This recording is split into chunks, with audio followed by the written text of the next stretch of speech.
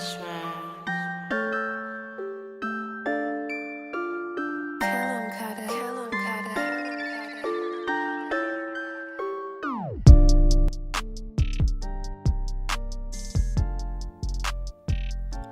everybody, and welcome to another episode of the Golf Guru Show. I'm glad you could join us on another fantastic episode. I am Jason Sutton, aka the Guru, and I am your host, where it is my mission to tease out the habits, life lessons, secrets to success from some of the top performers in the teaching business and all other fields in between. On this episode, I have my friend Andreas from Denmark. Andreas is a junior elite coach at the Danish Junior Golf Academy in Denmark, and a very fine one at that.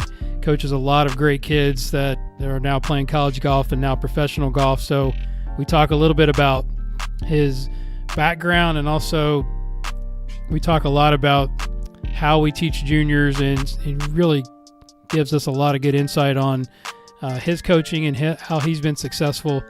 A little bio on Andreas. This guy is a go-getter, a continuous learner, which is why I really was fired up to have him on the podcast. But he is a stack and tilt network instructor, TrackMan certified level 2. He's the head coach of Lyngby Sports College, Dr. Kwan Golf Biomechanics level 1 certified, and also Swing Catalyst level 1 certified. So he has a wealth of knowledge and, like I said, a continuous learner. And had him down this summer, or I guess early spring, with 8 of his kids as he was heading back to Denmark. They got trapped in Charlotte for a day. So I was happy to have him over to Carmel, and really got to watch him coach and then spend some time with some of his kids, which was fantastic, watching these kids hit the ball. So let's get right into my conversation with Andreas Kali. Enjoy. Andreas, welcome to the show. I really appreciate you doing this all the way from Denmark and taking the time out of another busy day on the lesson tee. So I appreciate you coming on. No, I look forward to it. I love talking golf.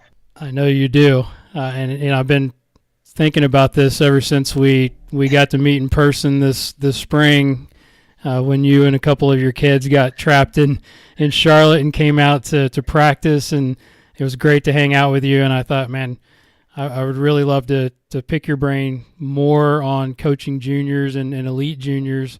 And I thought, well, why not just share it with the world? So I've really been looking forward to this.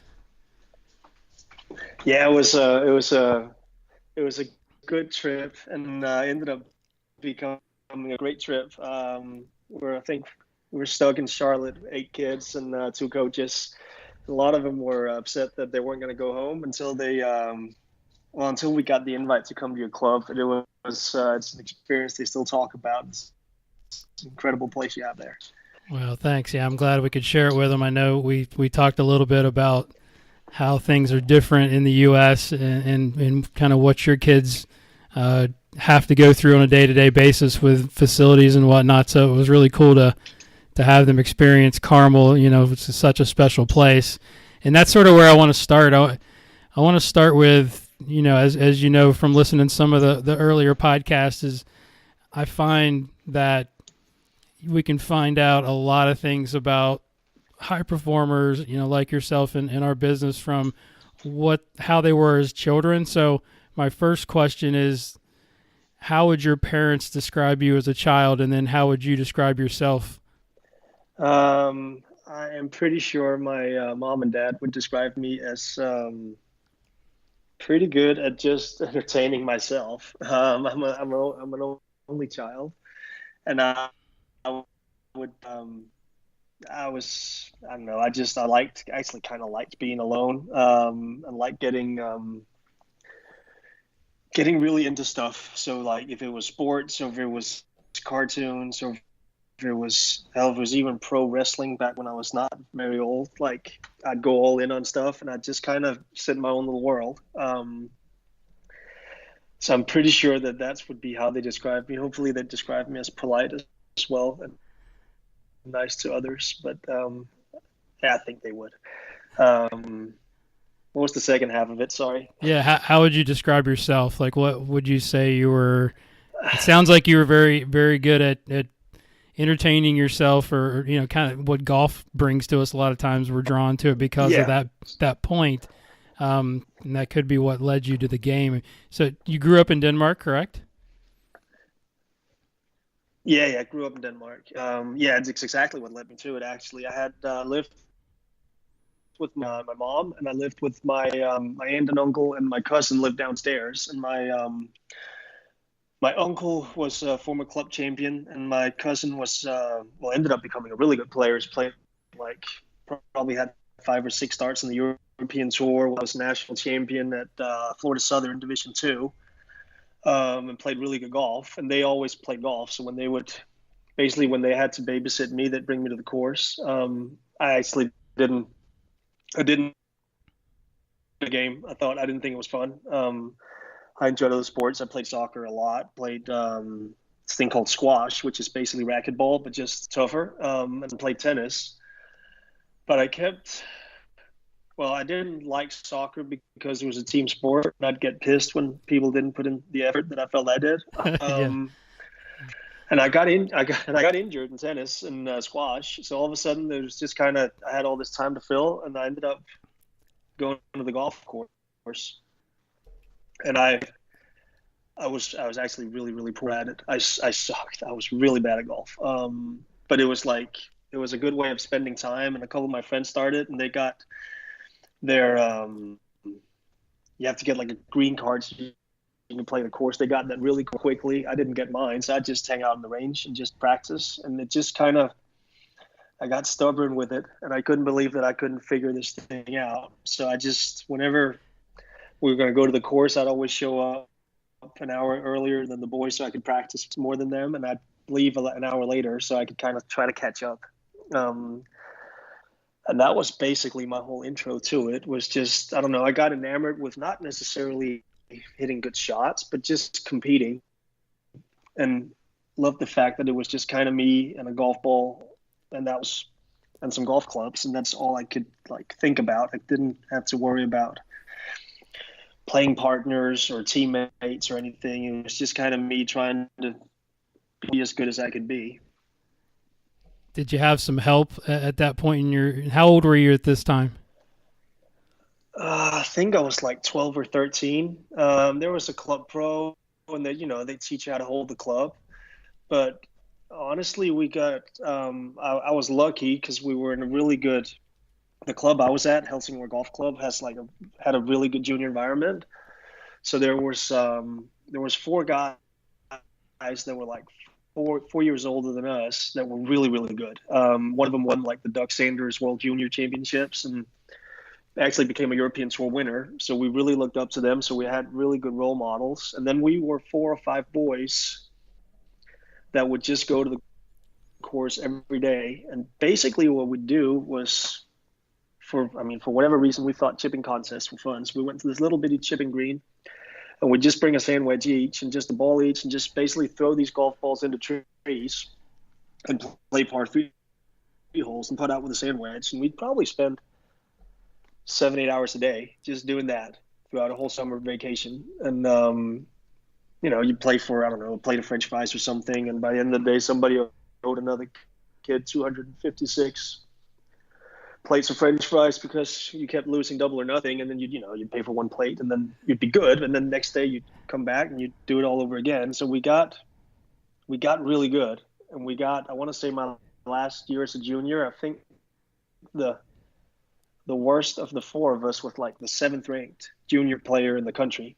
Wow. So it was basically number 2, 4, 5, and 7, hanging out, playing, practicing, competing at all times. And I'm pretty sure that made us really good. Yeah, it sounds like, and I think that's something that's so important. It is the environment, and then the mentors, not even like the adult mentors, but you're saying the kids that are maybe a few years older than the other kids that are trying to get better. So, how influential were those kids to your development? It sounds like you got good really quick once ignition happened. Yeah, unbelievable. It's unbelievable amount that they held us out because, they'd play tournaments, we'd caddy for them, we'd help out, we'd come watch them play the club championships. And all of a sudden, like out of nowhere from one year to the next, we were these kids. Right. And we got, we traveled the country, we getting coaching. We'd actually go to different coaches for whatever reason. We'd go to different places. And I found a guy who was, for me at the time, was really good for me.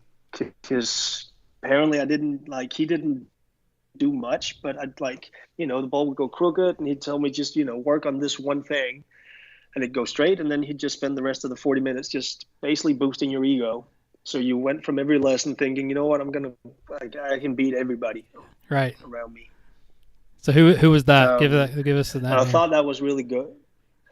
It was a English pro named James Petz, who has also helped Soren Hansen, who was a former Ryder Cupper from Denmark. I think he played at Valhalla. And lady named Even Tinning, who's been playing multiple Solheim Cups. And he was really good for me. The thing was, though, that I was an extremely curious guy. So even if a coach would tell me not to worry about stuff, I'd kind of try to look into it. And I ended up reading I'd read all the magazines, I'd read the golf books, and I'd read all these things. And to be honest, there's no doubt they hurt me more than they helped me. I've heard that before. Because I didn't have video, I didn't have anything. So, I'd just show up and I'll try to practice on this. This sounds like it's going to be good for me, right? But that was basically the beginning of it. And then I ended up getting into the boys national team, got to the men's national team. And then I went to the U.S. to play college golf. Where did you play in college? I was really, really fortunate. I got a full ride to a junior college in Waco named McLennan Community College. I played for Coach Rick Butler, and then I had an assistant coach named Vince Clark, who's now the head coach there, and is in the college. What is it? The Golf Coaches Hall of Fame. He's the most incredible person I've ever met in my life. Wow. Without a doubt, the most incredible person I've ever met. I was very fortunate. And then I transferred on to the University of North Texas. I was an All-American in junior college, and I went to North Texas, and it all kind of fell apart. It fell apart in the middle of my sophomore year, actually, in junior college, after I signed this really big scholarship. And I had a coach back home who felt like there was, I honestly still don't really know why, but there was this new thing we needed to work on, which became 10 new things. And slowly and surely my golf game started completely falling apart. So completely. So that you felt like you started working on too many things, and then it just got to where you couldn't play with it, or maybe it was the wrong stuff. Honestly started working on wrong stuff, and I got really, really good at doing the wrong stuff. And I had the ball flight laws backwards. So I'd hit this push fade. And the push fade, in my opinion, it was pushing because I was swinging to the right. So I'd just swing more across it. And then all of a sudden, this thing became like a slice. Oh, man. And I don't know. I'd say I'd probably lost about 40 yards because I'd go more and more left. And I actually remember playing in Long Beach with – yeah. And I was working on getting this face open because for whatever reason, I should use the – on the club or something when I was hitting full irons, but I played in Long Beach, and I played with Gary Woodland, and I played right behind a South African dude named Davy Vanderwalt, who was freaking incredible in college. And I think at times I was more than 100 yards behind them off the tee, and I'll never forget it. And I wasn't that short of a player, but at that time, I don't know if you could measure smash factor, it's probably 1.2, 1.3 with a driver, because I was barely catching the golf ball, and it was a bad experience at the time. But after college, got home, found a new coach because this can honestly not be true that I'm this poor. Right. Found a new coach. He told me a couple of things, clicked right away, and within a year, I won my first professional golf tournament. Wow. So you And made it it. was just like, So you I made it don't know. through college. You made it through So, college all right. with that, and then turned pro right after. Yeah, and I think it taught me how to score, to be honest, because I'd still shoot some decent scores with this really, really horrible long game. I turned pro, played 4 years as a professional. Again, didn't. I improved tremendously the first year, and then I just kind of stagnated. Played 4 years, made made enough money to not owe the bank anything or anything, but it was just after 4 years, and I was like, I hadn't moved one bit, and I had goals about playing Ryder Cups and wasn't really getting there. And then, yeah, a friend asked me if I wanted to become an apprentice at his club. I said yes, just I didn't know what else to do. Mm-hmm. And then found out that I think this is what I was meant to do all along. So that's what sort of pushed you in the coaching direction. Yeah, it was just because I didn't know what else to do, to be honest. I had no idea what else to do. And as soon as I started, like as an apprentice, my boss, a guy named Andreas, who's an incredible coach as well, he let me teach pretty quickly, and would help me out, and he would record my lessons, and he'd ask a bunch of questions after every lesson. Why'd you do that? Why'd you do that? Why'd you do that? And honestly, I couldn't answer anything. I would honestly just, my answers would be because that's what I worked on. Right. And the people honestly, they weren't getting better. They were getting worse. And I was charging them money. And a lot of times I'd actually tell them, like, all right, next week, like scheduling the lesson, it'll be free because I can't leave you like this. Like they came with, I don't know, a slice and left with a shank. So, I mean, it got worse. You know what I mean? Oh yeah, we've all been there. Yeah, and it was cringe-worthy. Couldn't stand standing there, but I wanted to help these people out. So I just started, I just started studying, and I found out that like the coaching industry is pretty incredible because there was so many coaches who wanted to help if you just reached out. Right. Whereas as a professional golfer, nobody wants to help because you don't want to give your opposition an advantage, like since Yes. if you know this one shot, like you don't want to teach it to anyone. You don't Yes. want to show it to anybody how you do it. You won't explain it. You won't do anything. This is my little advantage. And then all of a sudden you switch to coaching and there's just all these people that like you reach out to them, send them an email, and they go, yeah, you know what, let's get on Skype. I'll help you out. Now, who was some of those early influences for you there? The first ones was this guy named Ralph Perez had this. You remember the Gotham Golf Blog? Say that again. The Gotham Golf Blog. It was this guy who was like a full TGM fanatic or Yeah, golfing machine fanatic. He had this blog that I ended up like, I don't know. I went through this how many times, and then. So Ralph actually helped me put me in touch with some guys. And who did I end up talking to? So I ended up speaking to Greg McHatton. I ended up speaking to Kelvin Miyahira. I ended up speaking with who else was it?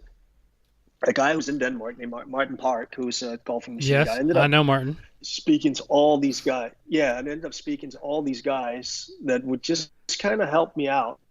Because, I ended up reading that blog, bought the yellow book. Yep. Like everybody else, I opened it up and I closed it 5 minutes afterwards because I didn't know what I was looking at. That's right. I felt like an idiot, right? Yeah. I ended up doing these like study hours with Martin where he'd give me homework and I'd read for the week and then I'd come back with questions and he'd help me out. And then so they were like the early ones, and then I just kind of try to get my hands on as much video and as many books as I possibly could. So honestly, I just read everything.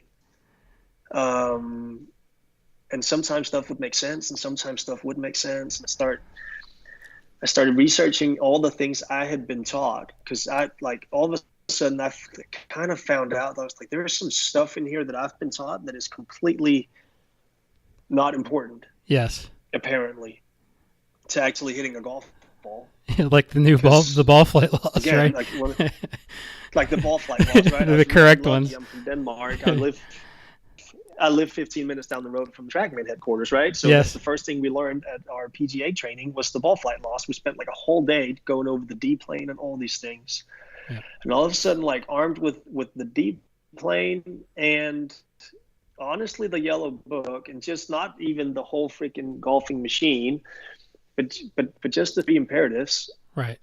That was enough for me to actually like I stopped playing professionally, and I started my first year as apprentice was the first time I won 2 tournaments as a pro, because all of a sudden I had an idea of if the ball did this, then I must be doing this. And until that time, I'd never had that. I didn't like you'd hear these, weird stories about draws where people were pointing the face right at the target, and Yes. no, they can't be true, right? Like all these things, right? Yes. And all of a sudden, everything made sense. Like, how come I was hitting it good with this feel? Oh, it's because this was happening. And how come I wasn't? And I went through this whole research of all these things I'd been taught. Like, where did all this crap come from? And I ended up in some really weird places trying to find out how come my scapula should be retracted at setup, and how come my shaft should be through my shoulder plane at P3 and at P5, and how come there's all these weird things, and how come my trail leg should stay completely flexed, and I should get this coil in my right glute, and how come I should do all these things. How come I should turn my hips and shoulders level and lift my arms? And you just kind of found out like this whole, it was, I don't know, I thought it was fun, and I thought it was really, really educational for me to figure out like where did this stuff come from, because somebody had to come up with it. So when did you find, because I know you got a pretty heavy background in stack and tilt, and it seems that, and I do as well, that it starts with the yellow book a lot of times, and then leads into, Mike and Andy's research, and so tell me a little bit about what you've done with that, because I love, just looking at your Instagram, all the kids you're teaching, you can definitely see a heavy influence on a steady head and a centered pivot, which I really, really love. And your golfers have just unbelievable actions. So tell me a little bit about that. Expand on it. First of all, credit goes to them, because I also have kids that, like, the ones that want to improve and work hard at it, they will get their improvements. And then there's some that feel like a couple of hours a week is enough and nothing will ever happen, and they're probably not on my account, even though I coach them. I'd say that, I got into, so when was that? That's got to be like maybe 6 years ago now, I think. Mike and Andy yearly hard to do a presentation. And the day afterwards, there was this thing called network training, which I think was pretty new at the time. And I was, so what happened? I had to, since they were in Denmark and I was basically ready to attend anything. Martin Park told me to show up for this thing because I would love it if I loved the yellow book. So I figured I might as well, but I also knew that if you got in with, somebody like pictures was taken of me attending a stack and tilt seminar, like I'd never go to meet Mac O'Grady, and I wanted to meet Mac too. Yes.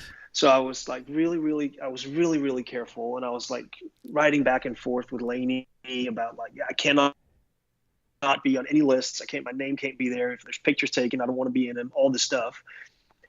And by the end of the network training, Mike and Andy gave this swing analysis of a guy that attended, who was a former European Tour player, who was there attending the seminar as well. And he had just stopped playing, wanted to start coaching. And they were going through his golf swing, and they were going through all these pieces, how they described they do stuff and what they were seeing on video. And then they went through how they were going to fix it. And I remember the player asking, like, all right, so how long do you think how long should that take? And they looked at each other and said, about 10 to 15 minutes. And basically the whole room started laughing. because this guy said he'd been working on these couple of pieces for the last 3 years, right? Right. And they went straight to the driving range. And to be honest, what I saw was the best, still to this day, is the best golf lesson I've ever seen in my life. Not only like did they change the pictures, which was all fine and good, but the balls this guy was hitting, like from where he was starting to what he was finishing up with after 15 minutes, was incredible. You could like hear, and you could also see on the TrackMan, but you could hear these balls being compressed. Right. And I was like, no way. Like there's no way. They went through it exactly how they said they would. The order they said they would do the things in, how they would do it was exactly how they described in the classroom. And this guy was striping it. And I remember driving home basically shaking for 3 hours. Like, this is incredible. And the next day I remember writing Lane. He's like, all right, don't worry about all the stuff. I'm just going to be part of this because this is incredible. Right. And then I was lucky that Andy was really, really nice to me, and he helped me out. He answered my questions, and I'd see Andy Plummer. I'd see him at least once a year, sometimes 4 to 5 times a year. Whenever he's around Europe or whenever I'm in Florida, we'll catch up and we'll talk. And he's helped some of our kids, not in the last couple of years, but 3 and 4 years ago, he'd help out some of the kids. And he's been so generous with his time. I consider him my mentor. Even though there's some things we don't necessarily agree on, I think in general, we agree on pretty much everything. And he's just been an incredible mentor. I think honestly, I just want to say, I think it's sad that like the rap he's getting on social media. I think it's a hard one because that's not, in my opinion, that's not how he is. He's been ridiculously helpful to me for 5 or 6 years. And I agree with that. I wouldn't be able to help the kids I help and probably produce the results, help them produce the results that they're getting if it wasn't for his help. Yeah, big shout out to Andy. I mean, I know he's been great for the game and is super smart and shares his information freely, which is what it's all about. I think so too. Yeah, I try to do the same. I'm in a weird situation now with the social media and stuff where coaches from other countries will reach and ask if they can come over and watch our lessons and how we do our stuff. And I mean, how can you say no?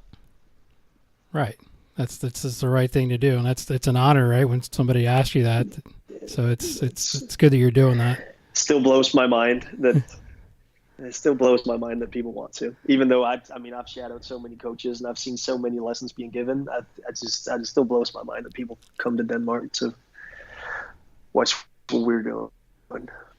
Well, I applaud you for that. I was doing some research on you before the show, and I enjoyed I think it was one of your bios, and maybe on your website, that said, I quote, "What motivates me most by being a coach is development, both my student development and my own.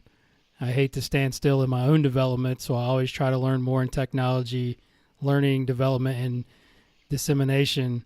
And I have some basic ideas, but they're very flexible. If there's something else new, gives me a better meaning and can be defended, then I adopt that." And I think that's the mark of a top coach is you've got to evolve, right? I mean, I'm sure Andy and Mike have evolved as well. Like I said, they're tweaking their pattern, and I think they get a bad rap for being a model coach sometimes because I know there's a lot of different variations of what they're teaching, and I know that I've adopted a lot of pieces. Yeah, and I think it's because at one point, like, I had no filter. I just take everything in. Like, I'd take everything in. Somebody said something, and I was like, yeah, that makes sense. And I didn't have a filter for it. And now, like, the more that starts making sense, I think, is the coaches that are getting results. It's not just, it's all nice and good, pretty golf swings, but who's getting results? And that's what really, really interests me. And I think those are the coaches I like learning from and looking into and talking to. And I still think if you look at the let's call it the level of player that Mike and Andy gets to help out, it's usually the guys that are struggling the most.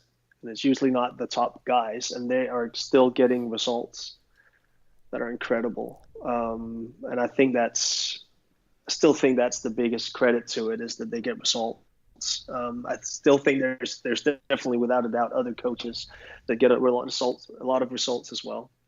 But that's still the measuring stick. Like, are people playing better? Then they are interesting to me, at least. 100%. Yeah, there's a lot of ways to get there. There's a lot of different looking golf swings that work, right? There's no doubt, and I think that's some of the stuff that last couple of years, at least, I've learned, is that sometimes, even though the suggestion you made technique wise to help the player out, even though it was the right thing to say, it helped, it did everything, they went out and played bad because the timing of it, maybe it was the wrong time to make that change, even though it was technically better, and in the long run they got better. If they were competing at something big, maybe that wasn't the right time to do it. And there's a lot of other ways people can improve. I mean, there's just having a better state of mind. Sometimes it can be short game putting. It doesn't even have to be technique. It can just be skill wise. Just, golf swing's never been better, but they can't hit the center of the face. That doesn't necessarily mean that it's a technique thing. It could just be them not having really a good idea of where the spot is.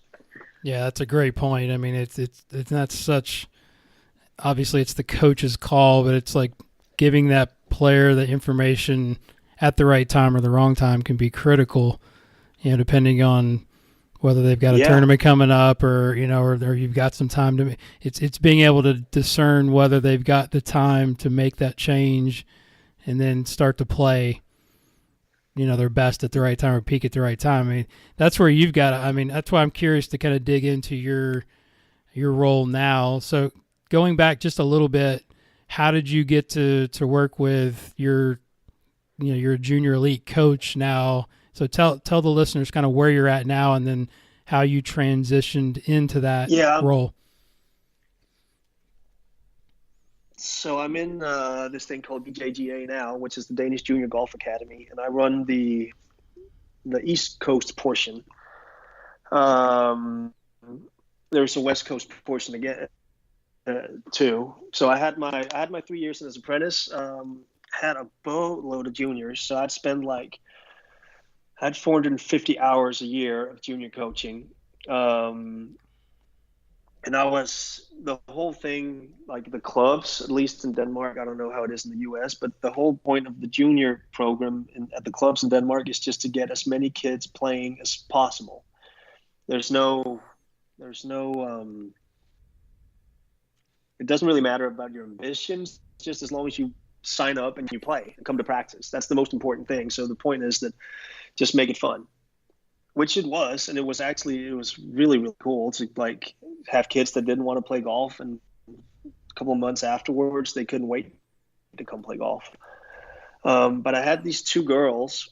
I had a group of 14 girls I'd coach, which was a big group at least for girls. And I had two of them that were really, really good. They weren't very old. They were probably 8 and 10, the sisters. And they wanted more than the practice I'd do with the girls, because I had these 14 girls for an hour or two a week. And I mean, we'd, warm-ups, we'd sing a song and stuff because it was girls. And when they hit balls, they had to be two together. So everybody had one to talk to while they were hitting balls. And, it was just a social event. And these two girls were looking at me like, what are we doing? Honestly, what are we doing? They wanted more. And the dad, they wanted way more, right? Yeah. And the dad asked me, and I said, you know what? I think you should sign them up for the Danish Junior Golf Academy. And they should go to those practices and get their serious work done, and then they should come to the club practices and have fun with their friends. after a while, actually, the youngest one of them is she's absolutely incredible now. I think she might actually be playing the girls' world championships up in Canada here in the next couple of days. But they asked. So the point was that during my third year as an apprentice, the guy who was the owner of Things Junior Golf Academy, he contacted me and asked me if I would be getting a job, because they were starting up a high school program really close to where I live, where kids would go to high school and then there'd be physical training in the mornings and then there'd be practice afterwards.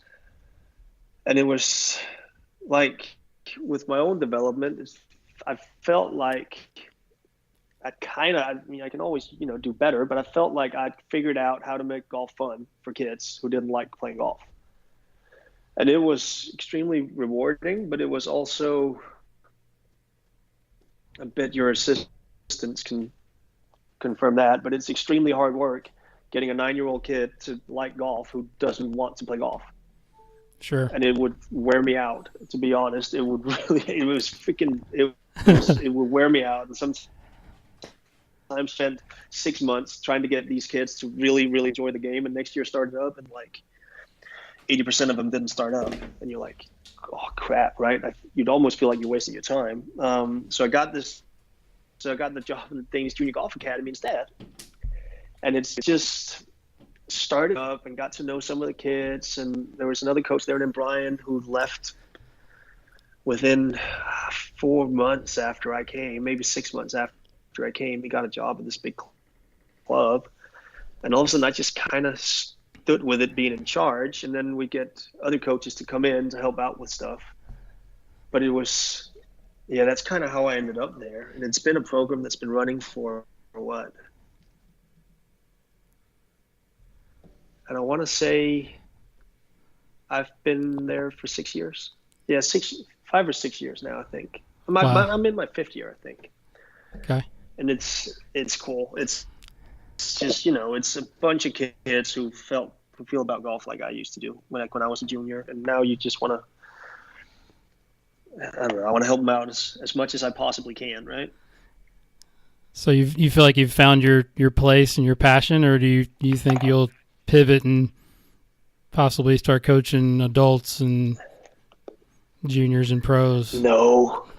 to be, we already have some pros, because some of the kids that started up 11 years ago are now professional golfers. Right. That's what I figured. So we had, so Emily Pedersen played Solheim Cup last year. She's one of the original ones. Oh, wow. There's also one of the original ones. John just won the Eisenhower Trophy for Denmark. Was that 2 days ago now? Denmark won the World Championships. And there's still some more that are turned pro who are like on their way up. But it's, when they show up when they're 10, 11 years old, it's going to take a while before they really leave a mark, Do you still coach those kids, or do they leave after they turn pro and go find other coaches, or sometimes that's hard. It depends. It depends, and it's some of them. I've never helped John. I might have. My boss Peter has worked with Emily ever since she started at the academy, but we've had some of the players get in really early with us. They get selected for the boys or girls national teams, and some of them decide to switch, which is perfectly fine, that they just want to work with the national team. And some of them decide that they want to stay around, so they want to still practice with us as their primary coaches and want to be part of the national team, which both things are fair, to be honest. It's the kid's choice. Sure. And we had and some of them, when they turn pro, want to stay around. So we've got Victor, who's probably 23 or 24 years old now, plays on the European Challenge Tour. He's still part of the junior academy, even though he's 24. That's so cool. Yeah. I'm sure the little kids love watching him practice and interacting with him as well. I think it gives it gives a really, really good environment. They're split into all kinds of groups, but they'll still be practicing in the same places. And sometimes the practices overlaps. And when Victor's groups getting done. Like some of the high school kids show up, they know each other, they root for each other. I mean, they're basically role models or players, like the level they want to be at. They look at it; it's right there. I think that's some of the most important things that happens in the junior academy is that they can, like, sometimes they show up at our indoor facility and they will, like, this 12-year-old girl will be practicing next to a girl who played the Solheim Cup. That's awesome. And I mean, we can't honestly, like, if a girl's standing right behind a Solheim cover, there's like, we shouldn't say anything. We should just let her stand there and practice and look. That's right. And watch.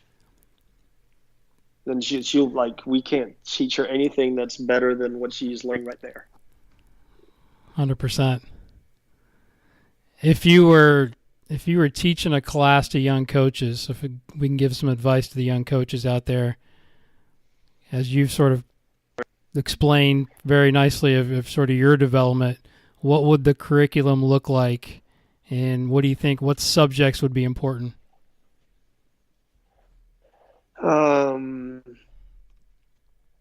We need some sort of, I mean, if you're going to be a golf coach, you will need to have some sort of framework to know when stuff is good and when it's not good. You just have to. Whatever kind of training that is, you will need to have some sort of reference point, in my opinion, to know when stuff's good and not good.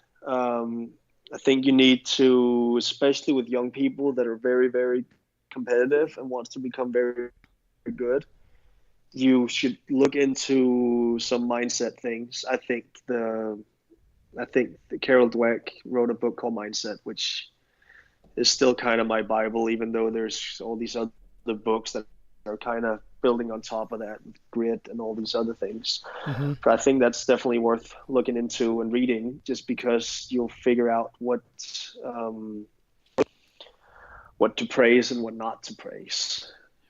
My follow-up question there was going to be, what would the reading list look like for that class? So you can sort of tie that in with your answer. Okay. Yeah. Okay. I'll try. I think it doesn't have to be, I don't think anybody needs to sign, but I'd say you have to, I'd recommend everybody attend a Stack and Tilt training class, just one. And you don't have to be affiliated. You don't have to do anything, but just at least know what it is. Necessarily 100% correct, but again, I like the framework of it and the way of looking into technique. I think people should, without a doubt, know the ball flight loss. Not saying you need a TrackMan or launch monitor, which it would probably help having some sort of launch monitor, but you need to know the ball flight loss, and you need to be able to explain them to to players that make sense, so they can start diagnosing, if my ball does this, I'm probably doing this, and be right. I think, what else would you need to read? Let me go real quick while we're talking. I'll just go look at my books. Yeah, take your time. There's quite a few. This is great. I'll just try to look at what's important.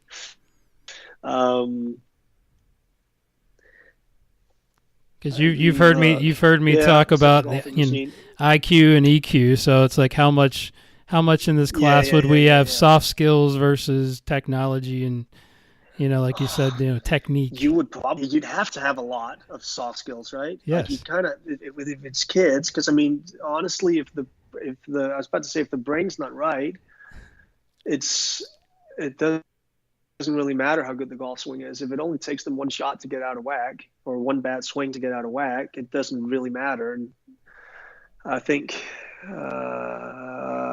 sorry, I'm just looking at books right now to figure out something good. Take your time. I think Search for the Perfect Swing is actually still a really good book to read. Very good. I like that. Because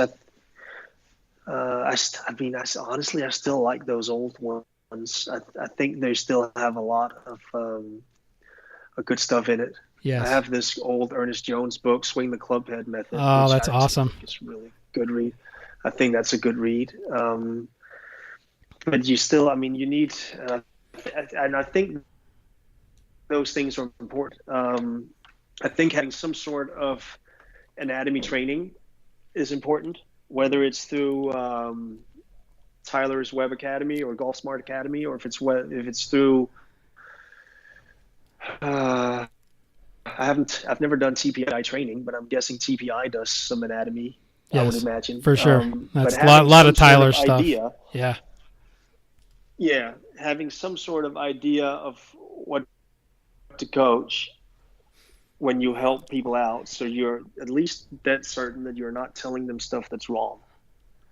Because when it's kids that are really, really hungry, I mean, you could basically tell them to grip it cross-handed and they do it if they believe in you, what you're telling them. Right. So you better be as sure as you can be that you're right in what you're telling them. And that doesn't mean that nobody's ever 100% right, but I think it's the job of the instructor to keep learning and keep figuring stuff out. Doesn't mean that the coach has to necessarily change up everything they do, but you have to keep adding layers to your toolbox. And I think that's really, really, really important. I love that.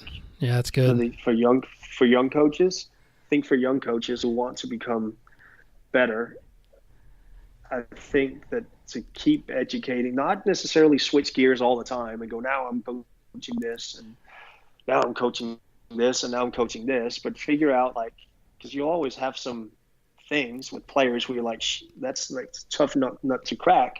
Like, how do I help this player out technically without making him worse first? And sometimes you'll attend some sort of coaching and all of a sudden the light bulb will go off and you go, oh, I think this is exactly what this one player needs, what I learned right here.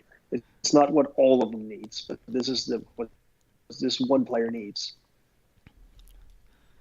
And I think that's really, really important, because I think it's a really big responsibility when really ambitious young people put their like dreams in your hands and say, I want you to help me reach these goals. 100%. Yeah. And that's why I'm saying it's almost like overwhelming. You're like, wow. Yeah. Because they're to do anything. Of them, at least, of the ones I help.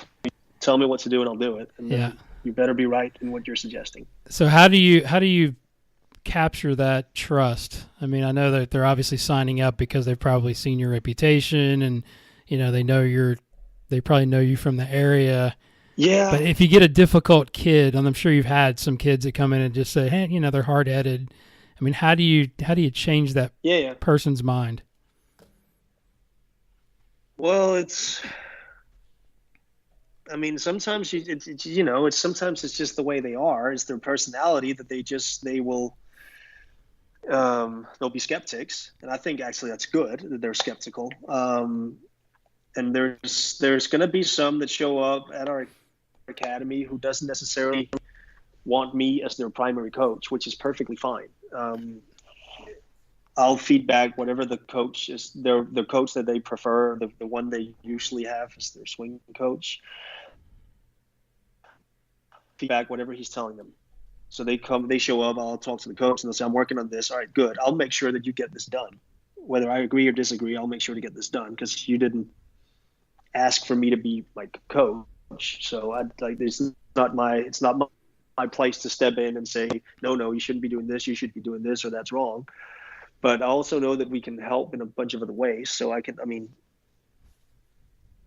can help with the practice plans, being competitive, make sure the quality of their practice is much better, how to practice whatever the suggestions they've had. And then I think for the really hard-headed ones, to be honest, I'll just ask, and what are you working on? What do you want to, like, would you want help? Let me know if you want a video. Let me know whatever. Let me know if you have any questions. It's not like I don't want to coach kids that didn't decide they wanted to be coached by me. Yeah, that's so tough. I mean, I don't think that's. Yeah, I get it. It's like Yeah, it's it's like just it. not. It's You not. sometimes you don't It's agree like with what banging they're your head into working a on, wall. right? And you're just like, okay, when to step in or when to sort of slip it in their food, or as Tyler says, Yeah, sneak up on this change a little bit, to where you can start to gain their trust in other areas, whether yeah, it's their practice or their mental game, or you know, I agree. I think David Orr said it really nicely at a seminar I attended, where he said that like sometimes instead of busting in the front door, you got to sneak in the back door. there you go. I like that. I like that a And I lot. think that's with the yeah, and I do too. And I honestly think that's what I would like to do with all my coaching is to make the player as involved as possible. So whenever they're done with the whole lesson, they get the feel that it was their idea, Yeah, they what sort they of were own working it. on, Yeah, and it was something they they came own up that with. Yeah, so change. they have ownership over it. Yeah, I like And that. sometimes I lose patience,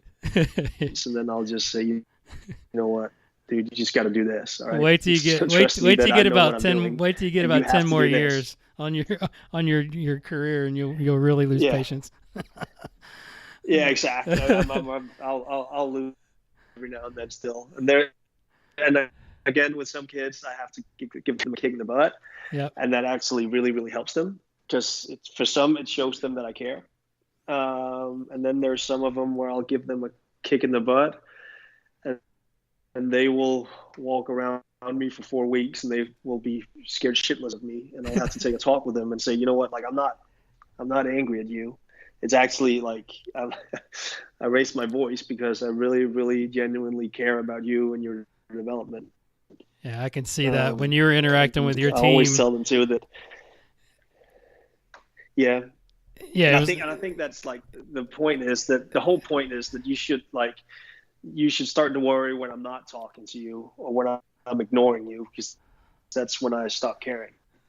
That's the make of a great coach, And I I think they think. get that. Yeah, for sure. I mean, I think there's no doubt, and they'll think it's one of those things that I keep telling myself with my kids is like they'll thank you later when they look back Yeah, yeah, on their time, because right now they're they're 15, 16-year-old kids, and they're not in that development stage where they can really appreciate what you're doing for them, but they will someday, hopefully.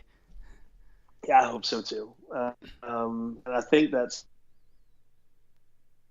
I mean, because they're not. There's just like I think a lot of them will actually become very good professional golfers, but of course all of them won't. There's just not. It's not possible Right. because stuff happens, and they find other interests and stuff, and hopefully when they decide they want to do something else in golf, that we've helped them out enough that will become very successful at something else. There you go. Life skills. So good. I think so. Yeah. I mean, and I think golf's really good for that. I mean, you basically get what you put in, and if you're going to have acid, you won't be good. So I think those are really like do your best at all practices. I don't think. I mean, whatever you're doing, if you keep doing your best at it, you're going to be pretty world class at it. No doubt.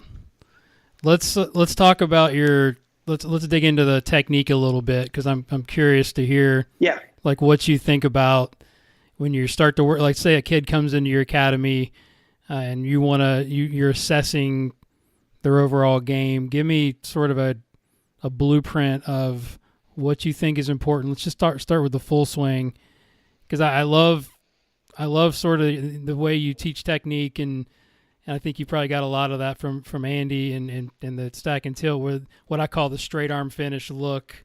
And we talked about it when I was watching you coach the kids at Carmel. Talk a little bit about what you're looking for, and then I guess we can dig into like how you explain that to a kid that maybe is not doing that pattern as much.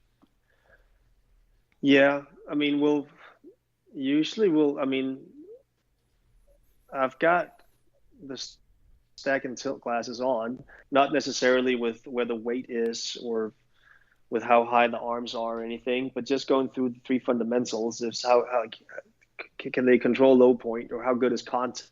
Because I mean, controlling low point is one thing, but also the center distance of the strike, the depth of the divot, managing the flat spot or whatever you call it. Right.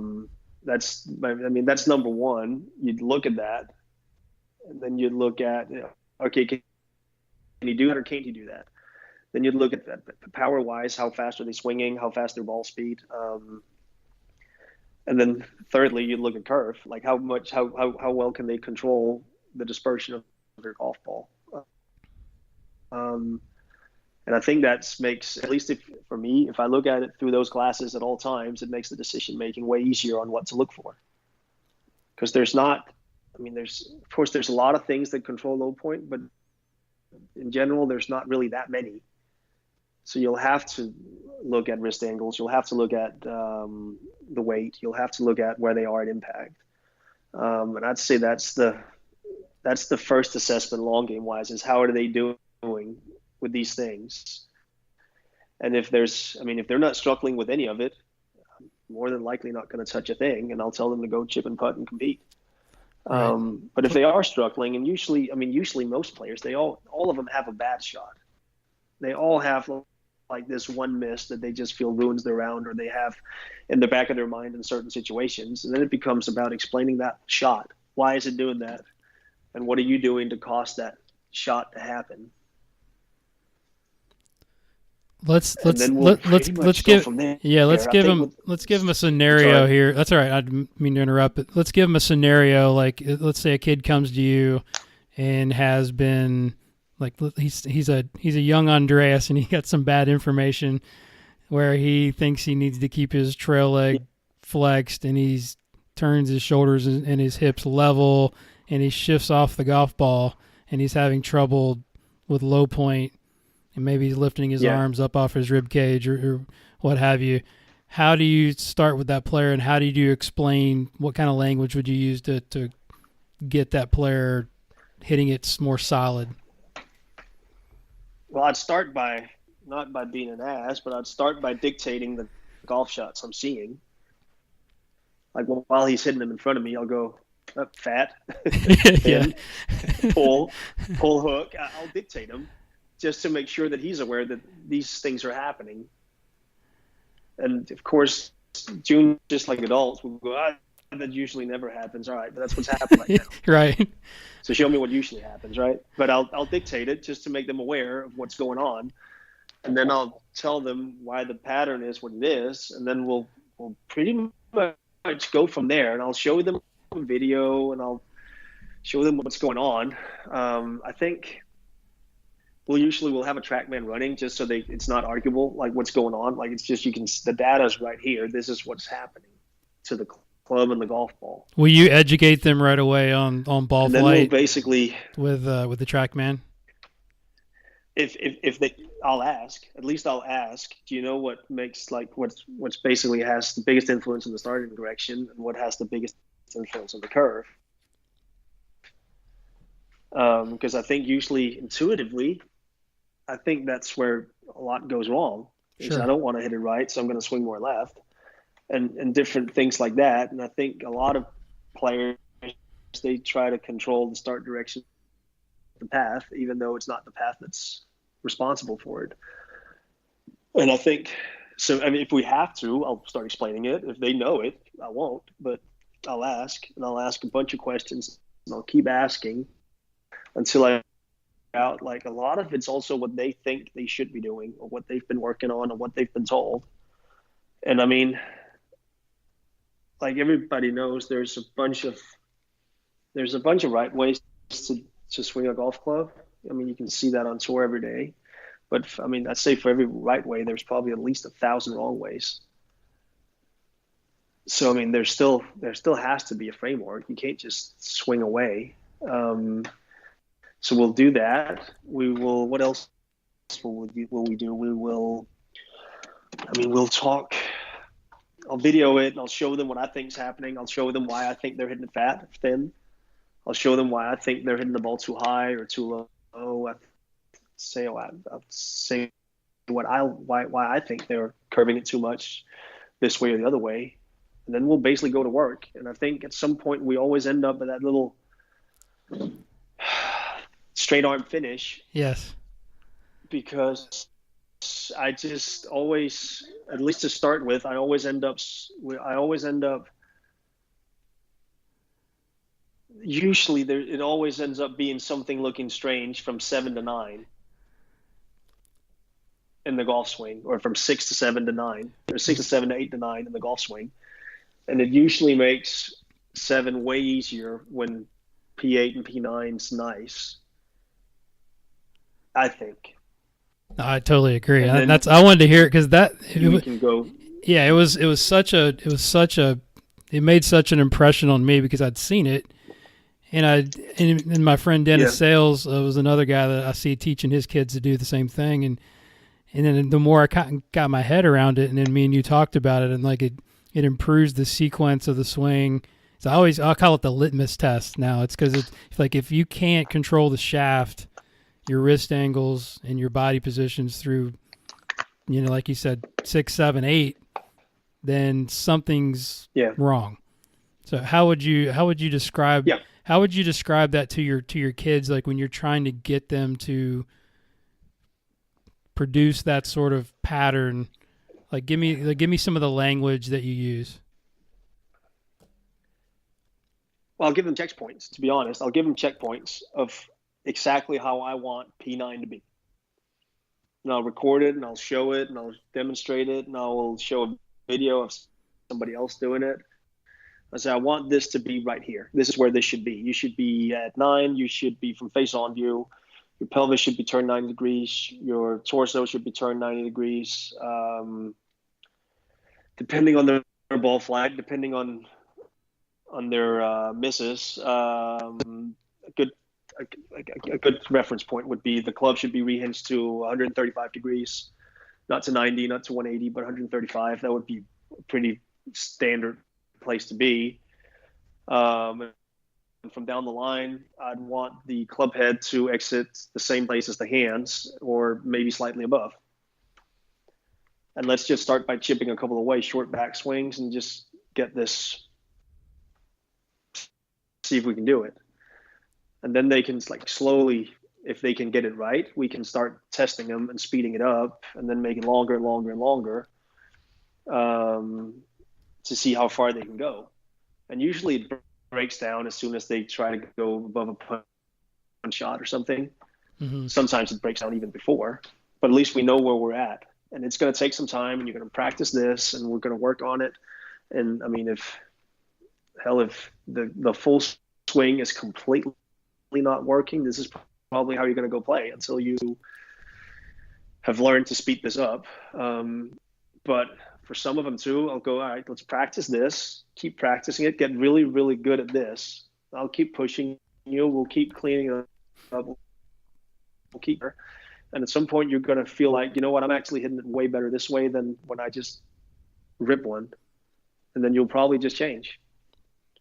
Yeah, so that you start small and then sort of work it up, right? So you said it was like half swing punches and then build it up. Yeah, I like that. Yeah. So it was like, I think I read somewhere, and I can't find the article anymore, and it bothers me, but I'm pretty sure I read that Steph Curry, so he had ankle problems, right? His first couple of years when he played the, and through a summer, like, they found out his ankle problems was from the way he ran.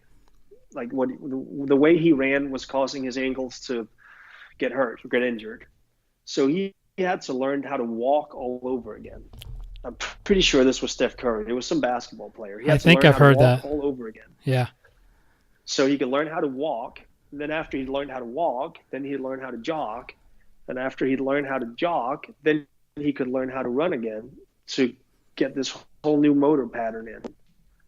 And I mean, I honestly look at the golf swing the same way. So we'll start by, either we'll do it really slow, or we'll start by doing the swings in really small versions.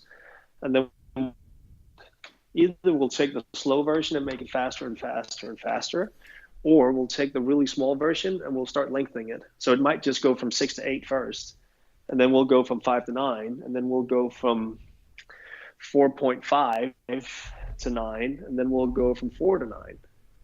I love that. And then we'll just keep adding speed to it until finally you're doing it. And I think that's, I mean, compared to at least coaches in the southern states in America, I think we're actually really in Denmark that we have some really lousy winter weather. So we actually have at least 6 months indoors every year where we can get this stuff done, Right. whether we're not really competing. They're not worried about ball flight because I see your kids are hitting into nets a lot, so they're really focused on technique, which I think is a great way to learn.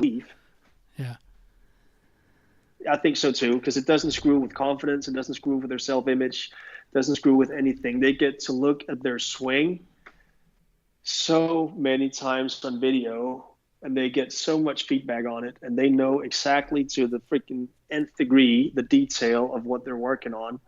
So when they finally get outside, because that indoor swing never goes straight outside, at least not in my opinion. It never looks the same completely, but they know the pattern, and all they know is they need a little bit of feedback from what they were working on indoors. They just need a video of it. They can go, oh, okay, I see it. I just got to feel it more or less or faster or earlier or later.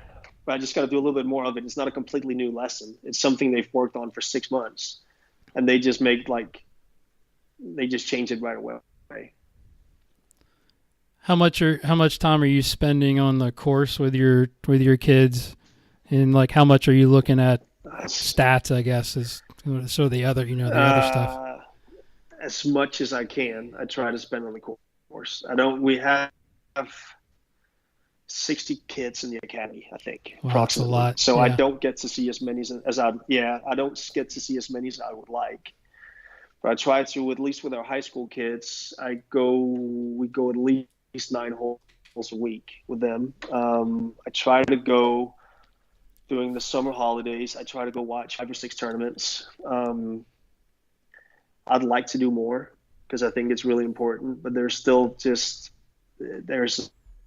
time constraint on it where it's just not possible as much as I'd like. But we try to simulate a lot of the pressure they meet and they experience. We try to simulate it in practice. We try to play games where we simulate it, and I think that's some of the most important things. Especially I learned from Andreas, my old boss, is that as soon as the player has, technically on the driving range learned a pattern, and you've helped them learn this pattern, all of a sudden, like you as a coach, you kind of switch roles and become the asshole that's trying to poke holes in this technique at all times. I like so you're trying to challenge it at all times. You're trying to poke holes and try to see, all right, what if I put him on this tee box with OB right and win from the left? Can you still do it? What if it's on the final hole and he has to, clear water 230 yards out? Can you still do it? What does he do then? What are some of the ways, other than what you just described? I thought that's brilliant. My next question was, how do you apply pressure to simulate tournament conditions with your kids? I think that's one of the hardest things that I find is, how do we even come close to sort of game-like training? We put a bunch of constraints on practices, and I think that's been really, really good. So I think we've played one of my favorite games is we have at one of the courses we're at, we have a putting green like right next to the driving range, and they'll play this game, which is one of my favorites. It starts out as a putting game, but what it really is it's a driver game. So they go in the putting green and they have to hole out from. I learned this from a guy named Pete Arnaud. They start on the putting green. They should putt out from 1 putter length, right?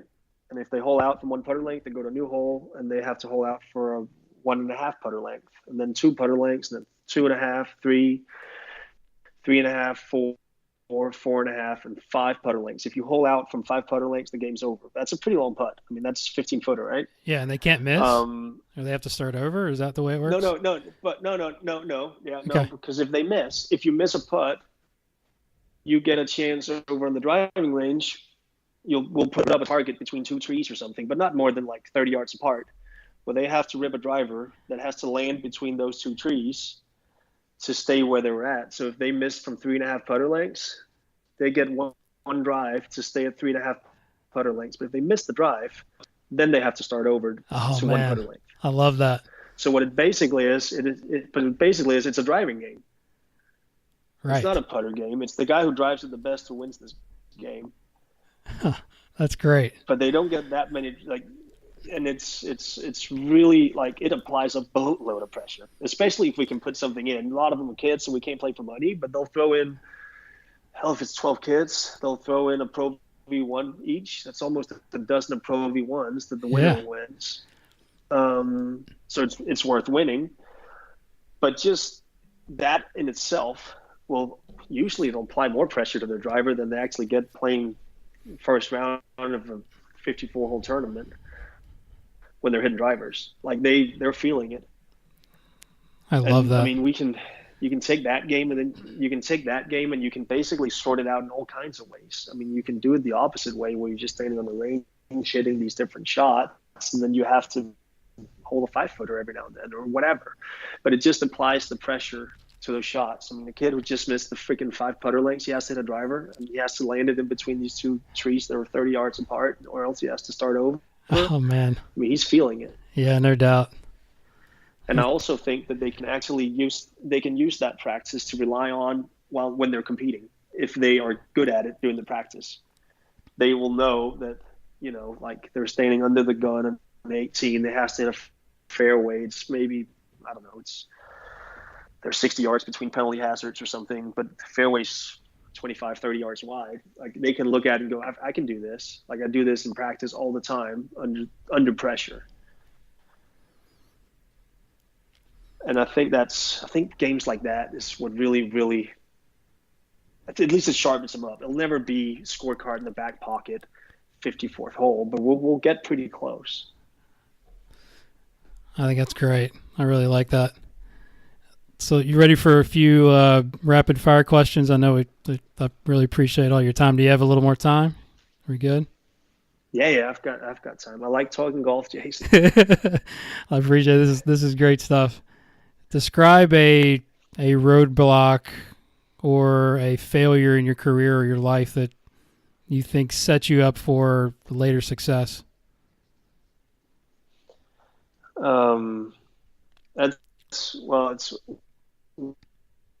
that from middle of my sophomore year in college to probably, honestly, like middle of my senior year. Like I couldn't recognize myself, and I moved from Denmark to Texas, and I was there to play golf. I was also there to get a degree, which I got, but I was primarily there to play golf because I thought that was going to get me to the Ryder Cup. And like the pain and like the horrible experiences of being on the golf course playing so poor, knowing that I was used to playing so much better, and the embarrassment, honestly, in front of a coach who'd invested a big scholarship in you and teammates that were relying on you. I think that really, really has helped me out as a coach. Like just knowing that, like as a coach, you really, really have to take your response. Like it's a big responsibility, taking your stuff serious, and that, like if you're wrong about what you're telling kids, like you can really, really screw kids up. And I think, and because I mean, I think that really, really helped me out, honestly. That like going through all that crap, because it was pretty crappy. It's 12 years ago, and I still remember it very fondly, to be honest. Yeah, I understand. That's deep right there. I mean, I see it with kids all the time, but I think coming out the other side, it's made your character and your integrity, and you don't take things for granted, and you understand how difficult the game can be, and I think that's so valuable for a coach. Without a doubt. Yeah, I think so too. And I thought it was just a matter of hours. So I've grinded. Like I was just there on my own on driving ranges, hitting balls all weekends and just trying to work this thing out, thinking I was this close to getting it and I'd never been further away. But now I look back on it really, really fondly. I look back, not fondly, but I look back on it as a great learning experience that has actually helped me out tremendously as a coach. that's great. When you feel stressed, and I know we go through a lot of this as teaching pros, working all the time, and you get overwhelmed, what do you do, or is there any tactics that or go-tos that you have that sort of balance your life out? Yeah, I don't know if any of your listeners, if they follow me on Instagram, they'll find that my stories on Instagram is basically only my kids playing hockey. I've got two. It's the most, I mean, it's better than lying on the couch and watching TV. And I How really enjoy lying on the couch watching TV. how old are your kids? They're 6 and 8. Nice. And I love watching them play and practice, and I can stand there all day. I'd say that's one of them. I actually just started playing ice hockey myself. I've been to my sixth practice. Nice. It's Okay. freaking hard, but it's fun. It's really hard. I'd say that's one of the things. And I got hooked up with this app called Headspace, which Yes. is a meditation app, which I actually think it's really, really good. I don't often, but I will practice with it every now and then when I feel like I have too much on my plate, or I have like this to-do list that's getting longer and longer, and I don't even know where to start. Like I'll sit down and I'll sit with Headspace for 10 minutes. I highly recommend that. I know it's Eastern culture stuff and it's meditation. It's odd, but it helps me a lot. I think that's a tremendous tool. That's so funny you say that because I started doing that this year as well. It's hard to tell whether it really. You got to keep doing it because I've sort of studied. I've heard a lot of other people talk about meditation, but just trying to get your mind quiet, there's got to be some value there for sure. It's freaking difficult, right? It is. And I think that's the cool part. It's just recognizing when the brain's like wandering off, because it keeps wandering off. Mine does, at least. Yes, mine too. And this thing just kind of gets me in check. And I actually think I feel better when I'm done. So it works for me. That's funny you said about the hockey, because one of my questions was, have you learned a new skill? It's like, when's the last time you became the student? So learning another sport has got to be difficult. What are some of the things you can share with us about that experience? It's almost like there's so much stuff, right? So it's almost like, when people do that thing where they make a circle on their stomach and they tap on their head at the same time. Yes. It's, it's almost like that, but just times 10, because you have to not really, you have to try to do the techniques when you're practicing that. And as soon as you got the skating technique down, somebody will just add a puck and a stick. And all of a sudden you have to control this puck while doing the technique with your skates. And then all of a sudden you can't look at the puck anymore because you got to be aware of what's going on. And then you have to basically keep your head on a swivel to make sure you're not getting run over. And it just becomes so much that the brain's about to melt.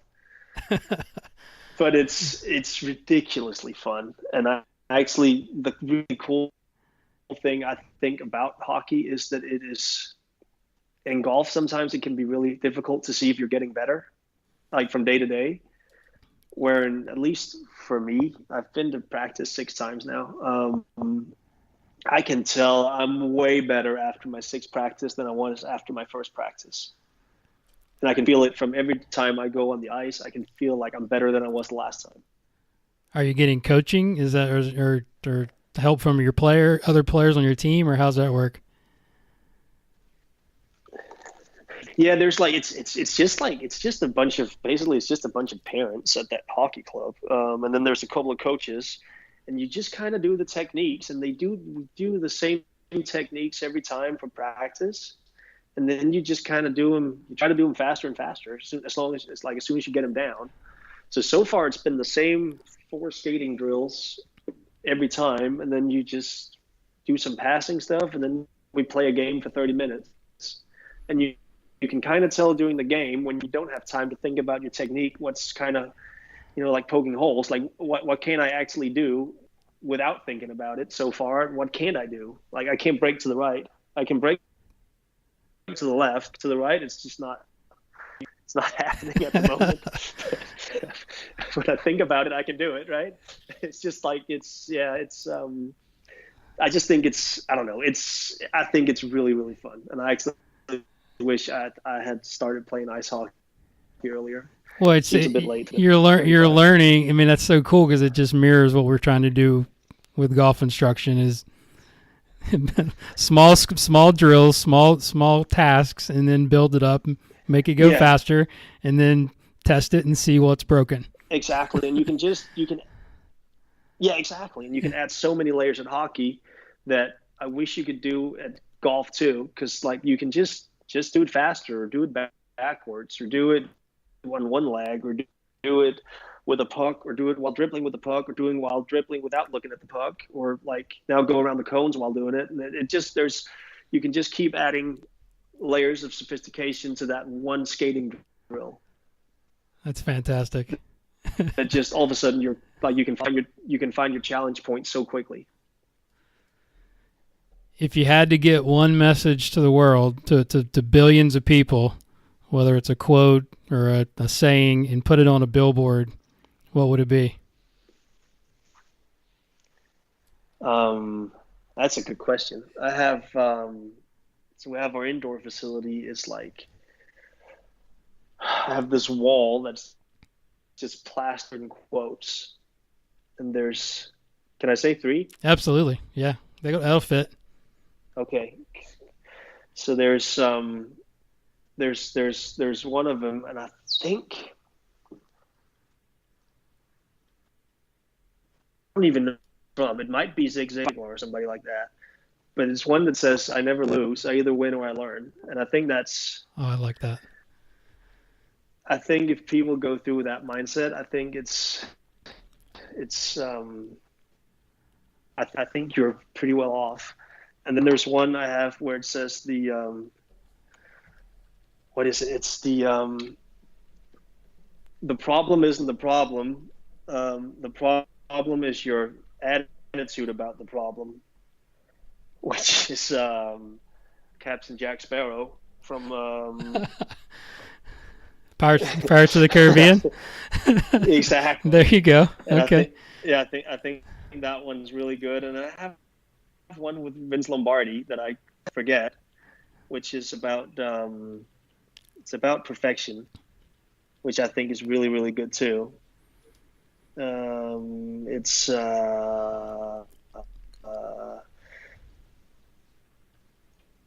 perfection is not attainable, but if we chase perfection, we can catch excellence. And I think I try to tell that to my juniors, at least in the indoor season, at least every other week. What's your hashtag you always have under your videos? There's always better. Is that? Oh, it's there. Yeah, it's from a Nike thing that I just thought, I don't know, just reached home. And I think that's good. I think it's from Nike. At least I got it. And I think that's a good saying as well. Absolutely. Tell the listeners how they can reach out to you on your social. I mean, I know your Instagram is massive. I wish I could figure out how to get as many followers as you on Instagram. Yeah. But give everybody your handles and how they can reach out and say thank you.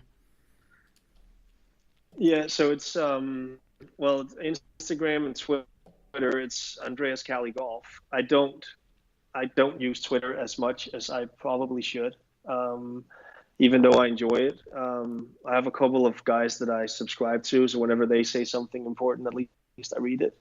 But it's Andreas Cali Golf, both of them.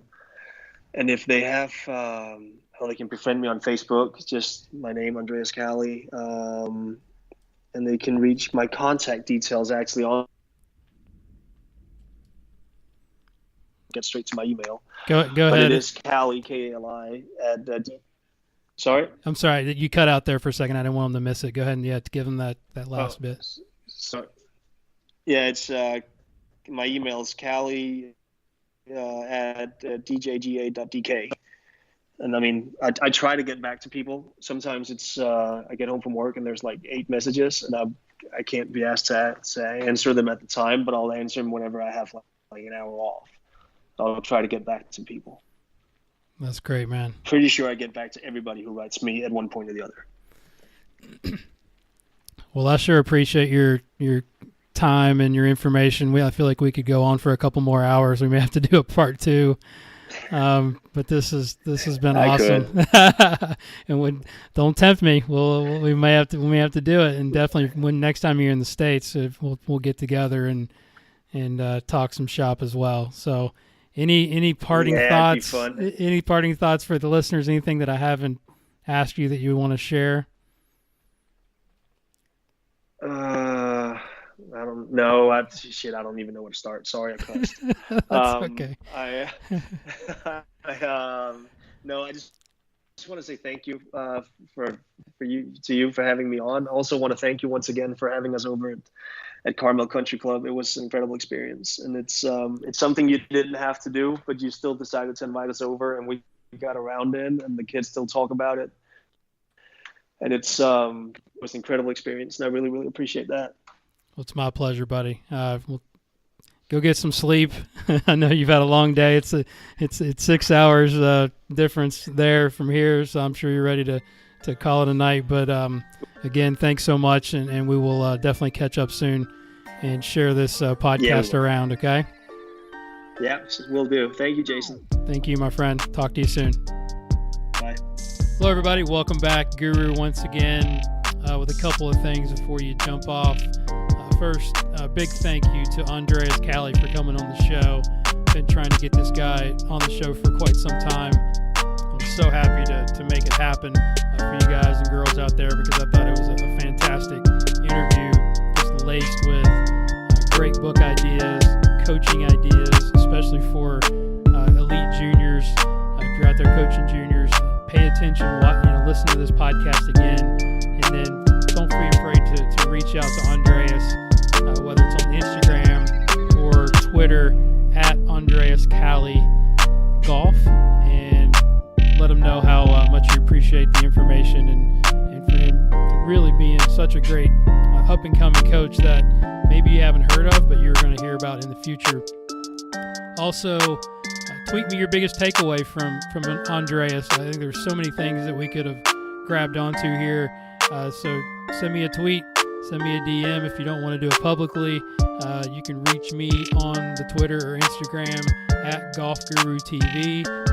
Check out my website at golfgurutv.net, where you can find videos, articles, and all the golf information that you want to handle about my coaching and teaching, which would be awesome. And then also send me a question or just a comment for hashtag Guru Friday, or just a random email would be great at the show at golfgurushow@gmail.com, golfgurushow@gmail.com, where I will assign you a fake name or make one up for you if you don't have one. This show and all episodes of the Golf Guru Show were produced by myself, Jason Sutton. Music is brought to you by Zach Mullet, aka Cutta Beats. Leave me an iTunes review or a rating and let me know how I'm doing, because I'm always trying to get better, and I'd love to hear from you. And as I always leave you with the infamous Mr. Jim Rohn: study, practice, teach, and then pass it on. Thanks for listening. We'll talk to you next time.